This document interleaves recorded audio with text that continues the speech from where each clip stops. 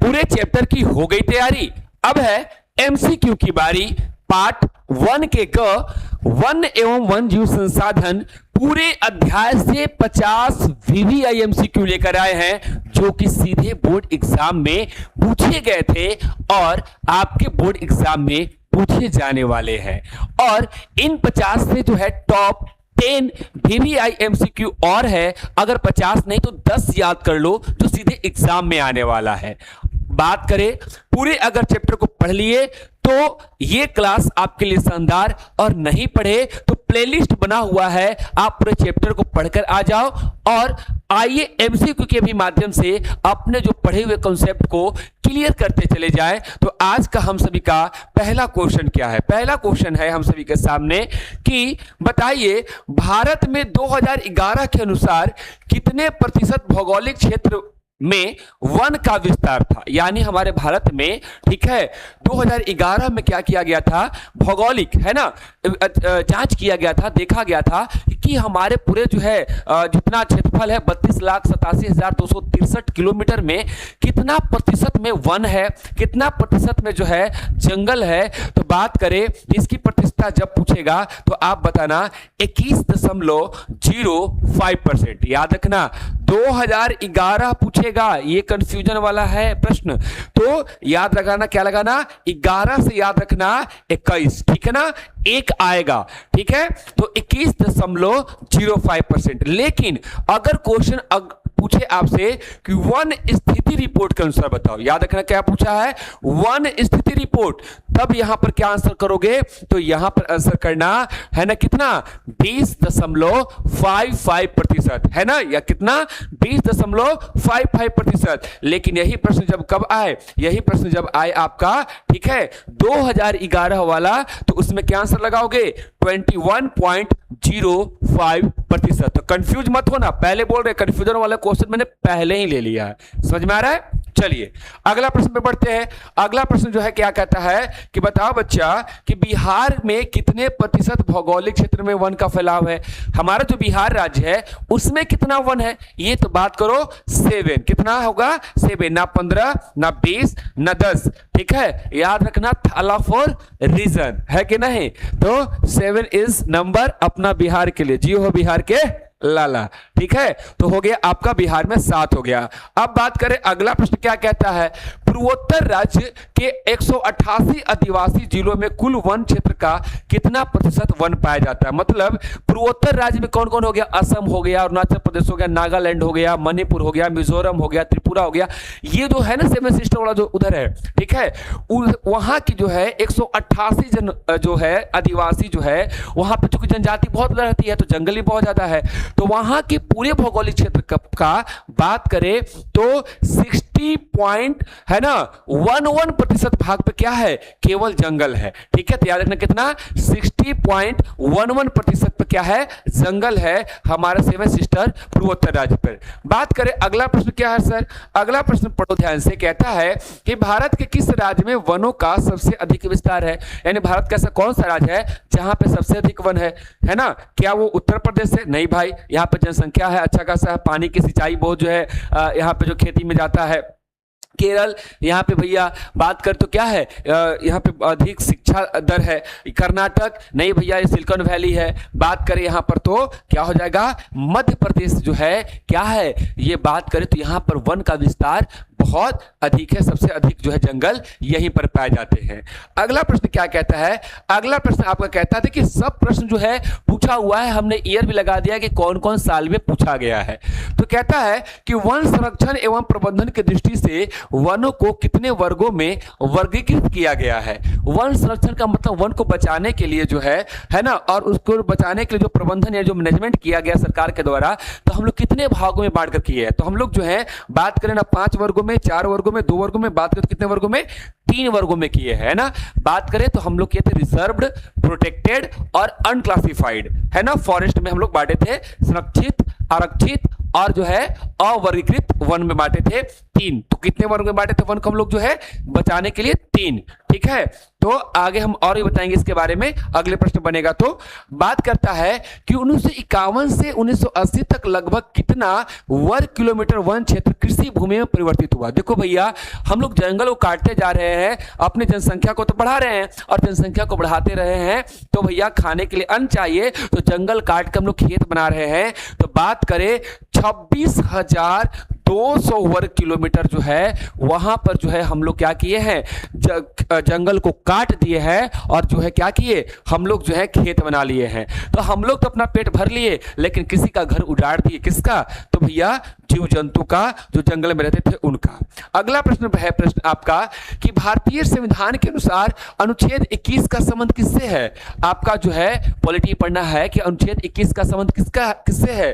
तो भाई केवल हमारा ही जीवन इंपॉर्टेंट नहीं है, उस जंगल में रहने वाले जीव जंतु उनका भी जीवन इंपॉर्टेंट है।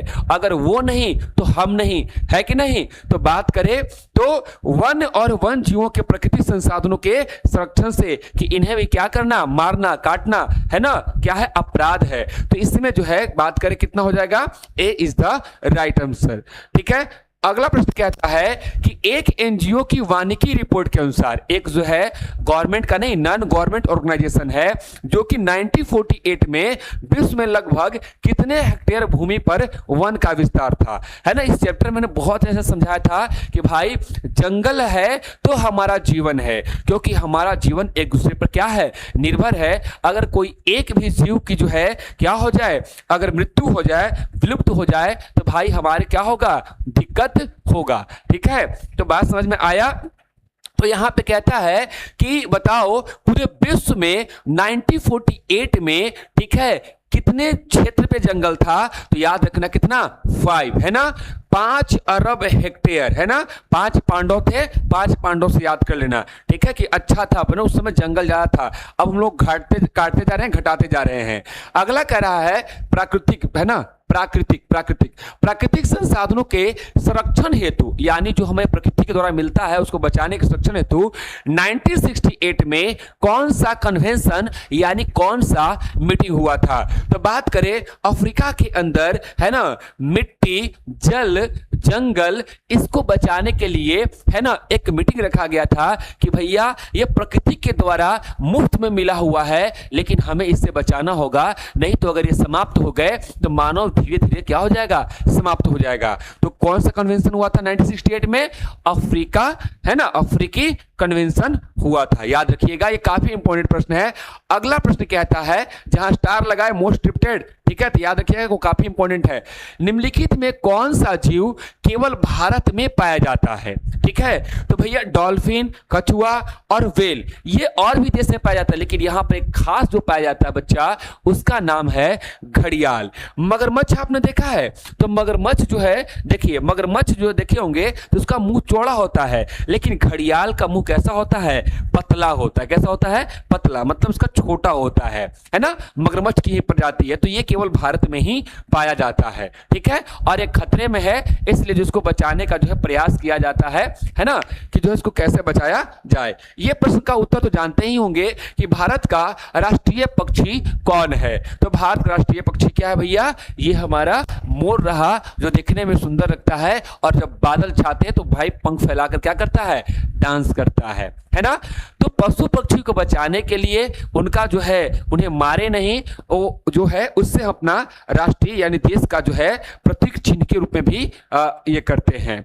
अगला कहता है कि भारत में मैंग्रोव यानी तटीय वन का सबसे अधिक विस्तार कहां पाया जाता है। तो बात करें तो बंगाल की खाड़ी में इस तरह का वन दिखाई देंगे जिसका जड़ ऊपर की ओर और एक दूसरे से उलझा हुआ होता है। क्यों? क्योंकि समुद्र की लहरें जब आती हैं तो पानी में बहाकर लेकर चली जाएगी ना, तो इन लोग आपस में एक दूसरे से जुड़ा होता है, तो भाई समुद्र की लहर उसको बहा नहीं पाएगी। इसलिए जो है ऐसे वन जो है मैंग्रोव वन कहलाते हैं, और ये पश्चिम बंगाल के अंदर हैं, और इन वन का नाम सुंदर वन है, और यहाँ पर बंगाल टाइगर पाया जाता है ना। एक जो है टाइगर पाया जाता है, छोटा उसका हाइट होता है बंगाल टाइगर का, ठीक है, सुंदर वन में। और इस वन का नाम सुंदर इसलिए पड़ा था क्योंकि यहाँ पर जो है इस तरह का जो है सुंदरी नामक पौधा पाया जाता है। समझ में आ रहा है? अगला प्रश्न बताइए सर जी क्या है। अगला प्रश्न है, कैंसर के उपचार में उपयोगी टैक्सोल, क्या नाम है? टैक्सोल। ठीक है, टैक्सोल है ना, टैक्सोल याद रखना, ये बहुत बार पूछता प्रश्न है कि कैंसर के उपचार में उपयोगी टैक्सोल नामक जो रसायन होता है, औषधि होता है, किस पौधे से प्राप्त होता है? तो हिमालयी है ना, हिमालयी यौ, जो हिमालय के अंदर पाया जाता है, वो उससे यौ से जो है ये टैक्सोल बनाते हैं। हालांकि पत्ती से बनाते हैं, लेकिन अधिक मात्रा में बिजनेस के पर्पज से उसका छाल काटने लगे, फिर उसका जड़ काटने लगे, और भाई ये तेजी से समाप्त होने के कगार पे आ गया है। तो हमें इस बात को क्या करना पड़ेगा? संभलना पड़ेगा और समझना पड़ेगा। ठीक है, अगला प्रश्न क्या है ये देखेंगे। अगला प्रश्न क्या कहता है? अगला प्रश्न कहता है बच्चों कि भारत में भारतीय वन जीव बोर्ड यानी इंडियन वाइल्ड लाइफ बोर्ड का गठन किस वर्ष हुआ था? यानी वन जीव को बचाने के लिए भाई बोर्ड बनाया गया, ताकि इनको कैसे बचाया जाए इसके लिए कोई उपाय वगैरह किया जा सके।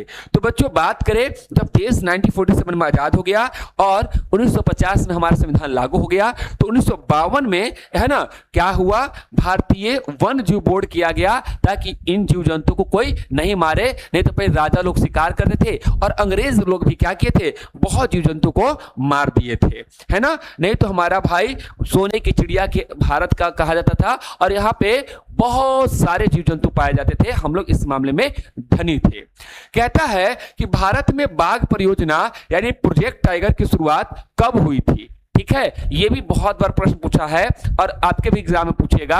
तो याद रखना, ये जो बाघ जो दिखाई दे रहा है ना, ये प्रकृति को संतुलित करता है, एक तरह का जो है क्लास में से मॉनिटर कंट्रोल रखता है पूरे। उसी तरह से ये बाघ जो पूरे जंगल को कंट्रोल रखता है। सोचो अगर बाघ ना हो तो जो क्या होगा? हिरणों की संख्या ज्यादा हो जाए, और हिरणों की संख्या ज्यादा हो जाएगा तो सारे के सारे घास और छोटी झाड़ियां खा जाएगा, जिससे कारण मृदा अपर्दन हो जाएगा और धूल है ना पूरा का पूरा जो है भूमि जंगल जो है वो आपका रेगिस्तान में बदल जाएगा। तो ये बाघ के न होने से क्या हो सकता है, क्या प्रभाव पड़ सकता है ना, ये बहुत, इसलिए इसे बचाने के लिए बात करें तो 1973 में 1973 में हम लोग ने है ना प्रोजेक्ट टाइगर का जो है शुरुआत किया था और उन्हें बचाने का जो है प्रयास किया था। अगला प्रश्न बनता है हम सभी के सामने कि सुंदरवन टाइगर रिजर्व किस राज्य में स्थित है? तो अभी हमने बताया ही कि वहां बंगाल टाइगर पाया जाता है, और कहां पर? ये पश्चिम बंगाल के अंदर, वेस्ट बंगाल के अंदर है ना, बंगाल की खाड़ी के पास पाया जाता है। ठीक है, एक शायद हमने आपको जो है उसमें बताते समय अरब सागर बोल दिया होगा, तो टंग ऑफ स्लिप है। ठीक है, याद रखिएगा कहां पर आपका जो है, यहां पर अरब सागर तो आपका पश्चिम हो गया ना, तो यहां पर बात करें तो यहां पर आपका क्या है? बंगाल की खाड़ी है ना, बंगाल की खाड़ी है, और इधर आपका अरब सागर है। तो यहां पर आपका है ना, यहां पर नहीं, यहां पर आपका क्या है? पश्चिम बंगाल है, और यहीं पर जो है आपका है ना, ये देखिए बंगाल टाइगर जो है पाए जाते हैं, और यहां देखिए मैंग्रोव वन पाए जाते हैं ना, मैंग्रोव वन है ना पाए जाते हैं। ठीक है, तो याद रखिएगा। अगला प्रश्न आपका है कि है ना कि काजीरंगा राष्ट्रीय उद्यान किस राज्य में स्थित है ना। तो एक सिंग वाला यहाँ गेंडा पाया जाता है। याद रखना, यहाँ का जो फेमस है ये जो गेंडा होता है, इसकी चमड़ी इतनी मोटी होती है बच्चा कि गोली मारेंगे पार नहीं जाएगा। ठीक है, तो एक सिंग वाला गेंडा के लिए फेमस है। ठीक है, कौन? काजीरंगा, और ये बच्चा असम के अंदर होता है। कहां होता है? असम के अंदर जो है आपका ये होता है। समझ में आ रहा है आपका सही प्रश्न? ठीक है, अगला प्रश्न बताओ सर। अगला प्रश्न है बच्चा ये है कि चिपको आंदोलन की शुरुआत किस राज्य से हुई थी? है ना, इस तरह से जो है महिलाएं जो है चिपक गई थी और राखी बांधी थी पेड़ को कि हम तुम्हारी रक्षा करेंगे। क्यों? क्योंकि पेड़ हमारी जीवन देने के लिए ऑक्सीजन देती है, हमें जलावन देती है, हमें जो है औषधि देती है, हमें फल देती है, वो हमें जीवन देती है, तो हम उसे यूं मरने नहीं देंगे, उसके अंदर भी जान है। और जब पेड़ को काटने आए तो हमने बताया था, अमृता बिश्नोई की कहानी सुनाया था, हमने सुंदरलाल बहुगुणा को सुनाया था, गौरी देवी को सुनाया था, है ना। तो ये जो है आपको जो है पेड़ से लिपट कर ये अनपढ़ महिलाएं कहे कि पेड़ को काटने से पहले साथ साथ हमें भी काटो, हम भी मरेंगे इसके साथ साथ। तो ऐसे जो है चिपको आंदोलन जो है बच्चा उत्तराखंड है ना, किस राज्य से हुआ था? उत्तराखंड। उस समय हालांकि जो है बात करें तो उस राज्य का नाम उत्तर प्रदेश था, है ना, गढ़वाल जो है जिला में, ठीक है, हुआ था। तो बात करें अभी वर्तमान में वो उत्तराखंड है। अगला प्रश्न है आपके सामने कि भारत में वन जीव संरक्षण अधिनियम किस वर्ष पारित किया गया। तो बात करें वन जीव के बचाने के लिए जो है अब अधिनियम यानी कानून आ गया। पहले बोर्ड बना था, अब उसके बाद कानून आ गया। कब आ गया? 1972 में। और 73 में प्रोजेक्ट ऑफ टाइगर आया था, याद रखिएगा ना, प्रोजेक्ट टाइगर 73 में। ठीक है, तो वन जीव कब आया था? 72 में, और प्रोजेक्ट टाइगर आया था 73 में। अगला प्रश्न है हमारे सामने कि सामाजिकी वानिकी यानी समाज के लोग यानी वन को लगाने के लिए केवल सरकार नहीं प्रयास कर सकता है, हमें समाज का भी सहयोग लेना होगा और इस तरह से क्या लगाना होगा? जंगल को पुनः लगाना होगा, नहीं तो हम सभी क्या हो जाएंगे? एक समय के बाद जो है समाप्त हो जाएंगे। ठीक है, तो बात समझ में आया? ठीक है, तो ये हम आपको बता और समझा रहे हैं कि भैया है ना, सामाजिक वानिकी का प्रमुख उद्देश्य क्या है? तो स्थानीय आवश्यकताओं की पूर्ति और क्या करना? पर्यावरण का संरक्षण। यानी सरकार कहती है कि जंगल लगाओ और इसके जो उत्पाद होंगे वो तुम्हें भी देंगे, है ना, पेड़ लगाए, पर्यावरण बचाए और जीवन सारे, तो उसको जो है प्रोडक्ट इनको लोग को भी देता है। तो मिलजुल कर काम करते हैं, है ना, सामाजिक वानिकी। अगला प्रश्न कहता है कि आरक्षित वन यानी रिजर्व फॉरेस्ट पर अधिकार किसका होता है? तो आरक्षित वन पर जो होता है, जिस राज्य के अंदर होता है उस राज्य सरकार के पास होता है और इसके अंदर कोई भी नहीं जा सकता है। यानी यहाँ पर जंगल के अंदर जो है इनका प्राइवेट जगह है जहां पर जो है जीव जंतु आराम से रह सकते हैं और अपना जीवन बिता सकते हैं ना। तो ये आपका जो है आरक्षित वन हो गया है। बताते तीन को बताते आरक्षित वन, और उसके बाद क्या बताते थे? अब जो है अनक्लासिफाइड, यानी अनक्लासिफाइड जो है मुख्यतः किन क्षेत्र में पाया जाता है? यानी ऐसा वन जहां पर लोग जा भी सकता है और अपना फसल जो है, बात करें तो गाय को, अपने भेड़ को, बकरी को चरा भी सकता है और जंगल से आवश्यकता अनुसार लकड़ियां भी ला सकता है। तो ऐसा जो है बात करें तो ये उत्तर पूर्व और जो है कुछ जनजातीय क्षेत्र जो है वहां पर जो है पाया जाता है। अगला प्रश्न आपके सामने है, 26 नंबर प्रश्न कहता है कि भारत में संयुक्त वन प्रबंधन कार्यक्रम की शुरुआत किस राज्य से हुई थी? भारत में संयुक्त यानी JFM ज्वाइंट फॉरेस्ट मैनेजमेंट, यानी जो है जंगल को बचाने के लिए वहां के स्थानीय लोगों को भी जोड़ करके, है ना, सरकार जब काम करती है तो इसे ही कहते हैं ज्वाइंट फॉरेस्ट मैनेजमेंट। और बच्चों इसकी शुरुआत जो है पश्चिम बंगाल से हुआ था। कब, किससे हुआ था? पश्चिम बंगाल से जो है हम सभी ने किया था। अगला प्रश्न है हम सभी के सामने, और वो प्रश्न है कि भारत में संयुक्त वन प्रबंधन यानी ज्वाइंट फॉरेस्ट मैनेजमेंट कार्यक्रम की शुरुआत किस वर्ष हुआ था? तो ज्वाइंट फॉरेस्ट का जो मैनेजमेंट का जो कार्यक्रम था, ये बच्चों बात करें तो 1990 में इसकी शुरुआत हुई थी। कब हुई थी? 1990 में, है ना, 1990 में इसकी क्या हुई थी? शुरुआत हुई थी। अगला प्रश्न आप सभी के सामने है कि वनों के विनाश का सबसे प्रमुख कारण क्या है? वनों के विनाश का सबसे प्रमुख कारण क्या है भैया?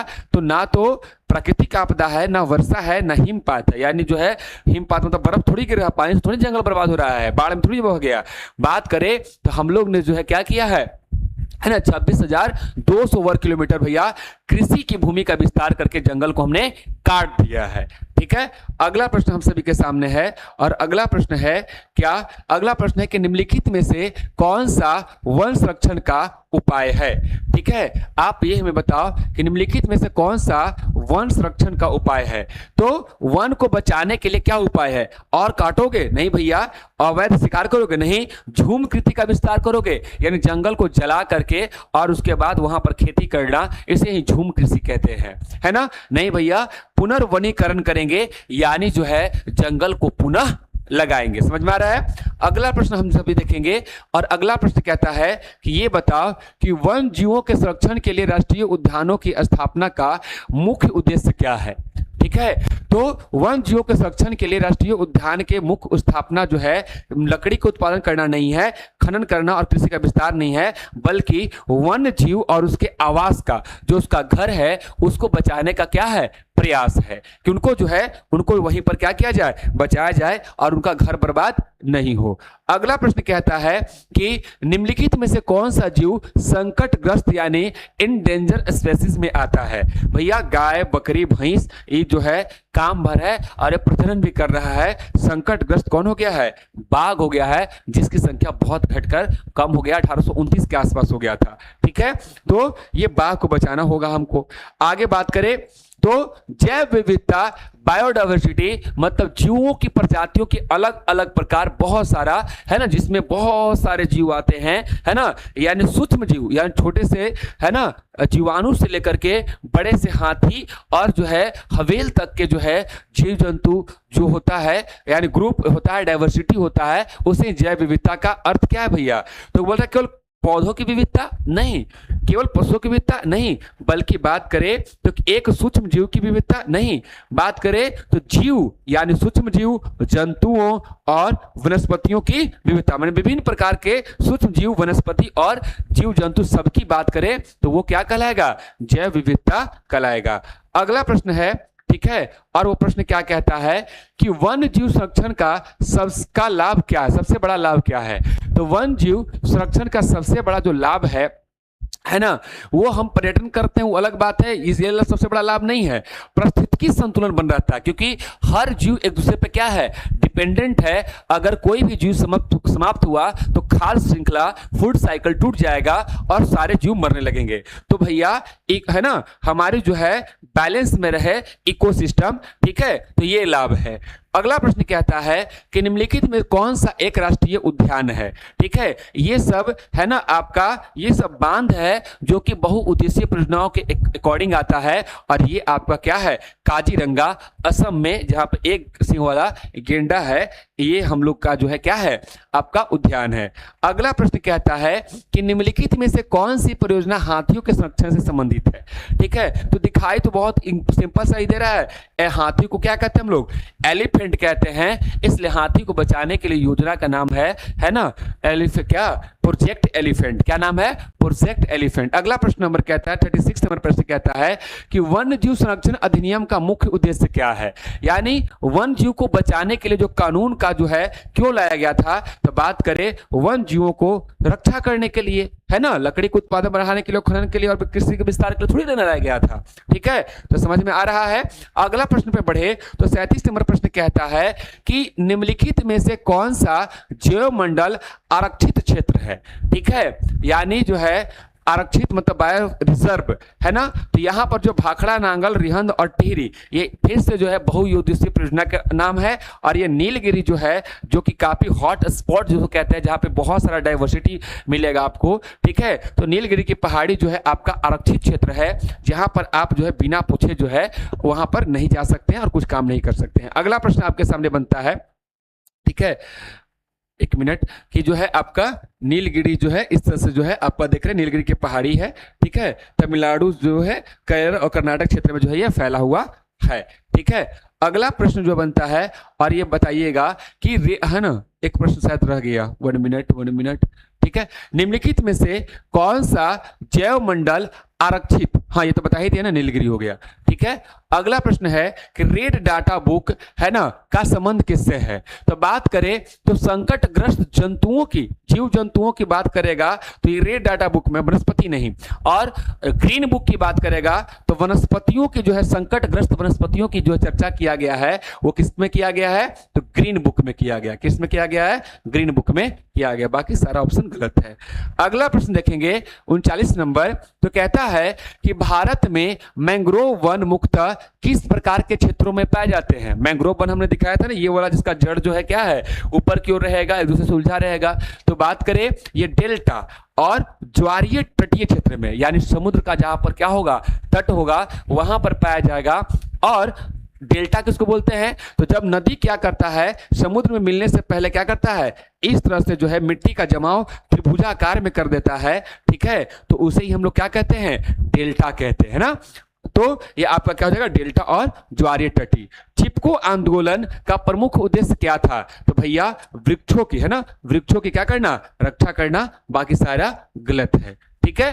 अगला प्रश्न कहता है आपको कि बताओ कि वनों के संरक्षण में स्थानीय समुदाय की भागीदारी को क्या कहा जाता है ना। यानी जंगल को बचाने के लिए जो स्थानीय समुदाय भागीदारी करता है तो उसे हम लोग क्या कहते हैं, है ना। तो उसे कहते हैं स्थानीय, जब लोग कहता है तो इसको हम लोग ना व्यावसायिक वानिकी कहते हैं, ना निजी कहते हैं, ना संयुक्त प्रबंधन कहते हैं, जबकि क्या कहते हैं, सामाजिक वानिकी कहते हैं। क्या कहते हैं, सामाजिक वानिकी कहते हैं। अगला प्रश्न कहता है कि वनों को विनाश से सबसे अधिक प्रभावित कौन सा संतुलन बिगाड़ता है। ठीक है, तो सबसे जो संतुलन बिगाड़ेगा तो ये सब राजनीतिक और सामाजिक संतुलन तो नहीं होगा, ना औद्योगिक संतुलन, बल्कि पारिस्थितिकी संतुलन ये हमारा बिगाड़ देगा। फूड साइकिल क्या कर देगा, गड़बड़ा देगा। बात समझ में आ गया। अगला प्रश्न है, निम्नलिखित में से कौन सा वन उत्पाद नहीं है। ये वन से प्राप्त होने वाला प्रोडक्ट नहीं, उत्पाद नहीं है। तो लाख बात करें उत्पाद होता है, नहीं देखना नहीं लिखा हुआ, ये ध्यान से देखना, हम लोग ये नहीं देखते हैं। लाख जो वन से उत्पन्न होता है, गोंद भी, रबड़ भी, मगर लोहा जो है खनन करके हम लोग निकालते हैं, खुदाई करके निकालते हैं। तो D is the right answer. अगला प्रश्न आपके सामने है और वो प्रश्न कहता है कि औषधीय पौधों के संरक्षण का मुख्य कारण क्या है। तो औषधीय पौधों का जो है संरक्षण का मुख्य उद्देश्य है कि भैया उनसे क्या प्राप्त कर ले हम लोग, औषधि प्राप्त करें। लकड़ी और ईंधन तो और किसी से प्राप्त हो जाएगा, लेकिन औषधि है तो औषधि मतलब दवाई प्राप्त कर सके। अगला प्रश्न हम सभी के सामने है कि निम्नलिखित में से कौन सा वन जीव संरक्षण का सही उपाय है, यानी वन का बचाने का। तो वन को बचाने के लिए उनको उनके आवास को उनके घर में आराम से रहने दे और वहीं उनको प्रजनन करने दे। मतलब प्राकृतिक आवासों का संरक्षण करना, यानी जिनका प्राकृतिक आवास है उसी में वो अच्छे से रह सकते हैं। तो है ना प्राकृतिक आवास, ना कि भैया वन में और आग लगा दीजिए, है ना अनियंत्रित कटाई कीजिए, ना अवैध शिकार करने से। अगला प्रश्न बनता है कि वन संसाधनों का सबसे अधिक उपयोग किस उद्योग में होता है। तो हम लोग बात करें तो यहाँ पर जो है ऑप्शन के अनुसार देखेंगे तो यहाँ सीमेंट उद्योग नहीं, लौह इस्पात नहीं, चीनी उद्योग, बल्कि किसमें, कागज उद्योग में जो है अत्यधिक करते हैं। अगला प्रश्न हम सभी के सामने 47 नंबर प्रश्न कहता है कि भारत में सबसे अधिक वन क्षेत्र वाला राज्य कौन सा है। तो भारत में सबसे अधिक वन क्षेत्र वाला राज्य की बात करें तो आपका कौन सा है, मध्य प्रदेश है। इसकी पहले भी हमने चर्चा कर लिया था, है ना। ये रिपीट प्रश्न आ गया, टाइप हो गया है कि बिहार में वन क्षेत्र प्रतिशत भाग कितना है, 7%, थाला फॉर रीजन। ठीक है ना, MS धोनी।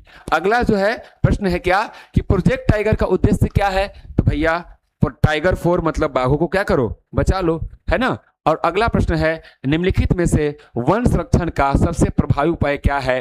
तो भैया पुनर्वनीकरण, यानी पुनः से जंगल को लगाओ और सभी लोगों की सहभागिता, यानी सबको मिला जुला कर जो है सहभागिता लो, है ना। ये आपका जो है हो जाएगा। और बात करें ये टॉप 10, ये प्रश्न जो है आपको पूरा का पूरा याद नहीं होता है तो कम से कम ये 10 प्रश्न हम हट जा रहे हैं, वह स्क्रीनशॉट ले लो।